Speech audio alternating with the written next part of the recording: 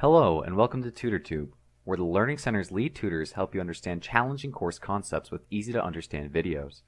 My name is Matt Curtin, lead tutor for computer science. In today's video, we will be exploring using functions in C++.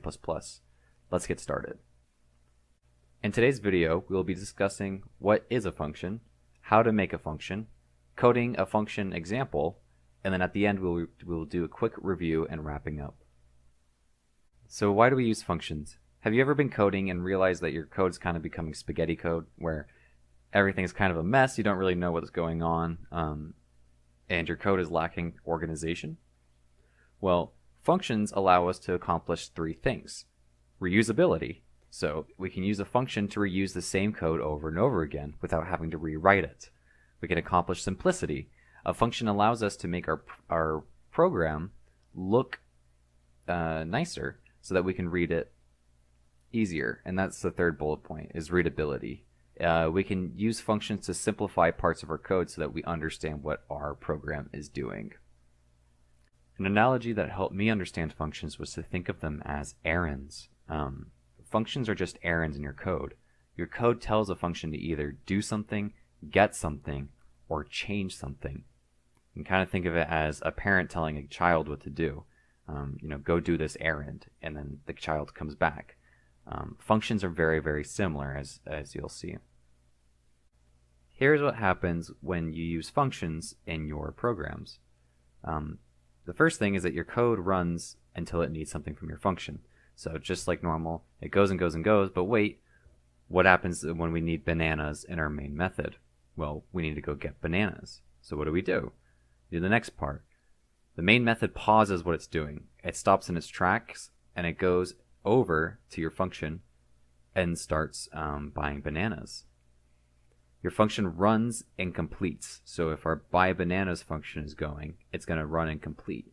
After it completes, we're going to jump all back to where we left off in the main method. After we jump back, we bring our bananas with us.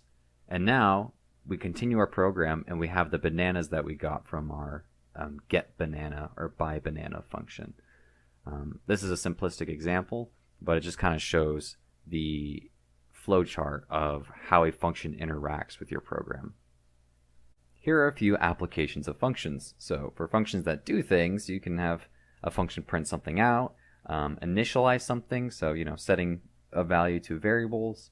You can have functions that prompt the user for information, or open files, or perform algorithms, and so on and so on. Functions that get something, these are functions that give you a value in return. So they bring you back something. You can either get the sum of two numbers, get how many bananas are in an array, get the name of a classroom, or get how many vowels are in a word. So these functions can bring you back something that you can work with. Functions that change things, so if you want to change a variable or change the state of something, you can have a function that multiplies things by 2, a function that makes a word all lowercase letters, remove all spaces from a word, take this tax on a sale, or take out all duplicates in an array. So your function can change the value or state of things as well. We are now going to look at the different parts of a function. A function is made up of three things. The first one being the return type, the second being the name, and the third being the parameters or arguments. If we look at a function such as int main, our return type would be int, our name would be main, and we would have no parameters or arguments. Another example would be bool is positive, passing in int x. Our return type would be bool, our name would be is positive, and our parameters and arguments would be one variable that is an integer x. We're now going to look at what return type is specifically. So return type is essentially a promise. So for example, if we're looking at int main, main is promising it will return an int. So in terms of our errand, you're promising your parent that you're going to come back with the bananas that you were tasked with buying. So if a function had a value, as if you were to set something to the function, its type would be the return type. A return type would be asking, what is my function going to give me? So for bool is positive, our return type is bool. We put the return type in front of the function when we make it. So you can only have one return type, and you can only return one thing. In this case, is positive is going to return a bool. So now we're going to look at name, and naming our functions is really important too. How we name functions can tell us a lot, whether we're working by ourselves or working in a group. So in terms of our function getBanana, the name implies it'll get us a banana. It's very straightforward. GetBanana will get you a banana. CalculateTax implies that this function will calculate something involving tax. My philosophy is that the more specific your function name, the better. That way, everything is clear when you see it written in your code. Another thing is setBananaWeight. This name implies it will set the value of a banana's weight. Again, it's very specific. You know exactly what it's doing. It's setting the weight of a banana. When you see this written in your code, you know what it's talking about. A lot of times, the pattern that I like to stick to is verb noun for functions. So what is the function doing, and what is it doing it to? So some examples of verbs can be set, get, calculate, perform, remove, add, schedule, or parse. And some examples of nouns could be number, time, weight, characters, punctuation, size, date, bananas. So one function that we could do would be called add banana, or remove date, or calculate time, parse number. Basically, you want to tell the function name needs to describe what it's doing and what it's doing it to. That way, when you see it written in your code, you know what it's doing. The next thing that we're going to look at is arguments. So this is like if your parent gives you $5 to go get you bananas. The arguments is the $5, and maybe another argument would be the directions to the store. So the parent would be the main method. It's the thing calling the function. Getting the bananas would be the function, so that is the errand. The $5 is the input or the arguments. So like we said before, $5 is what the parent gives you, and in return you're going to give it back bananas.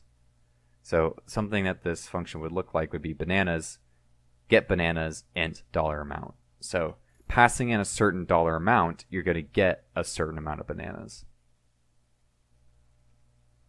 Arguments are often also called parameters, and there are two modes that you can call parameters by. Pass by value, which is you're just passing a copy of the variable to the function, and pass by reference is you passing the address of a variable. Here are some key differences between pass by value and pass by reference. To pass a variable in by value, you would just mark it in X, like if you were declaring it.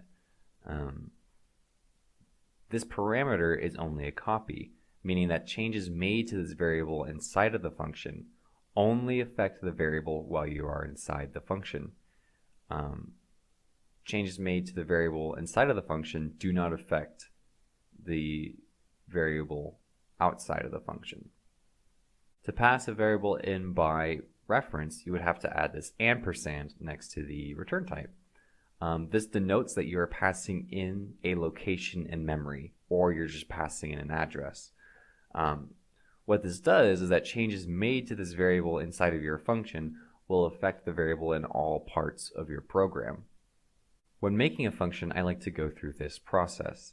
Let's say that we are making a function that calculates the area of a rectangle. The first thing that we would need to do is to identify our inputs. What do we need to know to calculate the area? Well, we need to know the length and the width. The next thing we would need to do is to identify our outputs. This gives us our return type. So we need to know the area of a rectangle. So we're going to get it in int. The next thing we need to do is to make an informative name. So if we are making a function to calculate area, let's just name it calculate area. Another name you could do would be calculate area of rectangle if you want to be really, really specific. So here is a chart that I can do to say here's my inputs, here's my outputs, and the name of my function. And then using that, I can figure out the return type, the name of my function, and the parameters that I need to list. And then I can define the function with the behavior that I need. Here I have a program where it would be a nice application of using a function. Here I want to calculate the area of a circle given a radius. I'm going to assume that in this program I want to use this calculation more than once or multiple times, and I don't want to repeat code. So here's a nice place to use a function. Let's identify what we want our function to be. So what are our inputs? Well, we're going to input the radius as a float. So float radius. What are our outputs? What do we want to be returned to us? Well, we want it to return a float that represents the area of a circle.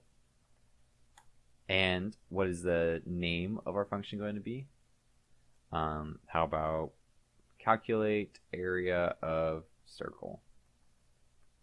Be really specific with it. So, given this information, we need to figure out how to declare our function. Let's start with the return type. The return type is going to be whatever our output is. Here we decided that we want to return a float. So we type float. Next we need to type our name. Calculate area of circle. Next we need to place our parameters between the parentheses. So our parameters are just our inputs. Here we decided that we want to input a float of named radius. We can name this whatever you want. In fact, let's name it r, so that we can fit with the standard of pi r squared. Here I'm going to declare a variable for area, and I'm going to return area at the end. In between declaring area and returning it, I want to calculate what area is going to be. Well, area is going to be equal to pi r squared. So let's approximate pi, 3.14, times r times r. So this is an approximation of the area of a circle, pi r squared, or pi times r times r. What this function is doing is that if I give the function a radius, it is going to calculate an area and give me back that value. So it's going to give me, I'm going to give it a float and it's going to give me back a float. Let's call this function here inside our program. Let's set area equal to calculate area of circle, and let's pass in our radius. Nice. Let's compile and see if it runs.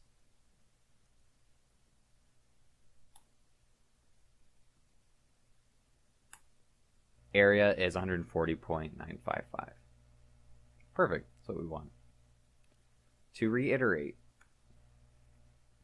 what this program is doing is that given a radius and an area, to calculate area, we call this function calculate area of circle, and we pass it in the value of radius. The program then jumps up to this function that declares its own area, sets it equal to 3.14 times the value that we passed in, and it's going to return the area that we calculated. So we jump back down here and we assign area equal to whatever was returned. Now we can see out it and deal with it in our main function and do whatever we want with it. We are now going to be going over an example between pass by value and pass by reference. Right here we have a program. Here's a function that takes in a number and it doubles it and then outputs that number. Inside our main method, we initialize a variable x to 20. We print what that value is before we call the function. We then call the function, and then we print what the value is after the function. Let's run the program and see what happens.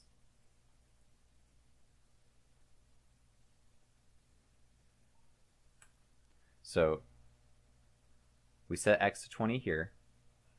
We call the function. Inside of the function, the number we pass in is doubled. But then look at this. After the function, x is still 20. So what's going on here?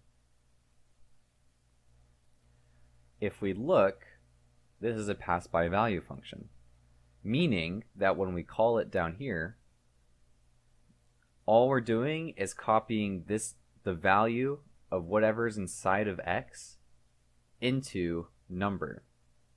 So here, all we're doing is copying the number 20 into the variable number. So any changes made to number is just a copy of x. It doesn't affect x at all. That's why when we exit the function and come back down here to after function, x is still 20 while number was 40. How do we change this? How do we change it so that whatever happens to whenever we pass in x, x is doubled, so then after the function it's 40? Here what we can do is pass in number by reference. All we have to do is put an ampersand.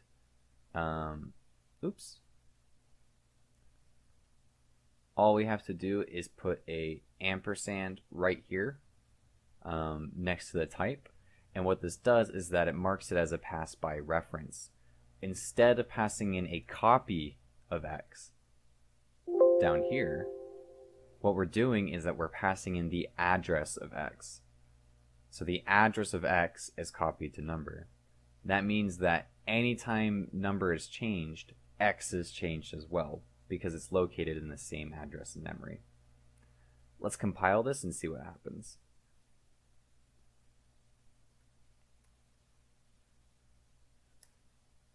Yeah, now you can see that before we call the function, x is 20. Inside of the function, when we change x to number, the number is 40. And then after the function, when we leave the function, x is 40 like it was inside the function. So that is the difference between pass by value and pass by reference. That's going to wrap up our video today. It's not everything about functions, but it should get you started and give you an idea of what you can do. So thank you for watching TutorTube. I hope you enjoyed this video. Please subscribe to our channel for more exciting videos. Check out the links in the description below for more information about the Learning Center, and follow us on social media. See ya!